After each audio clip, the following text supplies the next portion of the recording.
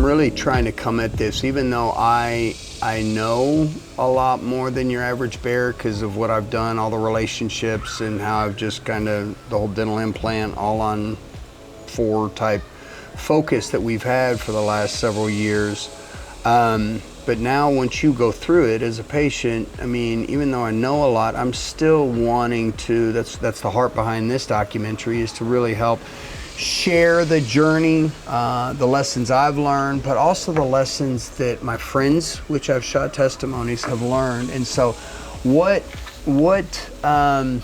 let's start off this way, because I know you have had some challenges, and because we're not being paid for this, nobody's sponsoring us this, we're doing this on our time and dime, right? But really with a heart that it will come across pure like that. I mean, I'm paying for my surgery, I'm not getting any, and so because of that, I don't want it to be a commercial.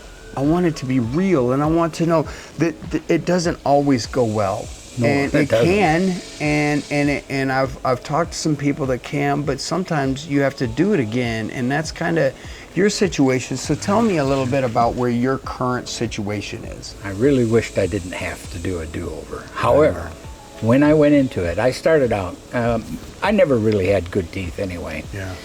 And when I became a Santa Claus, it became very important to me to utilize my smile. And as I looked at myself, and I was my own critic, I'd look at my pictures and I could see that one of my front teeth was yellow, just yellow. It wasn't anywhere close to white. And I did not like that discoloration. It took away from what I was trying to do. So I had to learn to smile. which doesn't work really well for Santa, especially. So that was my drive of, I need to figure out what I can do. So I visited my dentist and I said, can we just whiten this guy? And he went, well, you have bigger problems than that. I had several root canals that were needed, and there were a couple of broken molars that needed attention. And he said, you really are in a place where you need to consider replacements.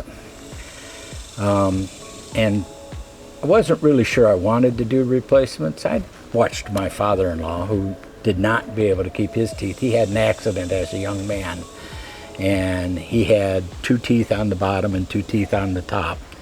And he had bridge work that kind of used those teeth as anchor points to help hold them in. But the top one was always slipping on him.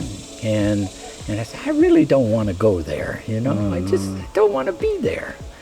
And so implants was something that I started researching.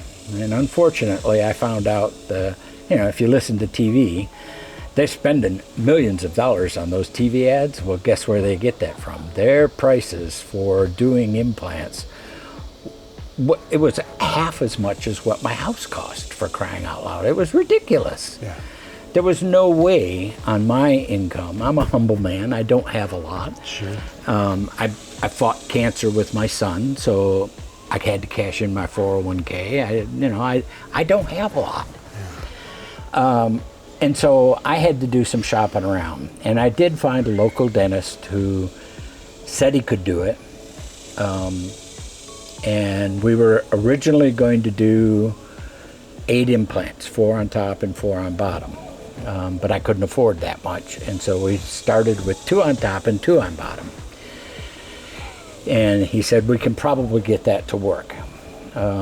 And the 2 on bottom are just fine. I mean, I do have a little bit of slippage on the bottom, but it keeps my bottom in place pretty good. The problem on the top is one of the 2 that he put in didn't take it all from the get-go. Really? And the second one came out twice. I went back and he put it back in and it came out again. I said, that's it, I'm done. And so my top is just like a denture, any denture with a full plate, and I mean, it's just there and it slips and does what it does. I have ways where I affix it right, so that I can do my ho-ho-hos and not worry about my teeth dropping out to the table, because that wouldn't be a very good picture either. Change the vibe, yeah. So I learned from this whole experience, I've learned that you really have to talk to your dentist. You want to develop a relationship with whoever you're going to have the procedure done with.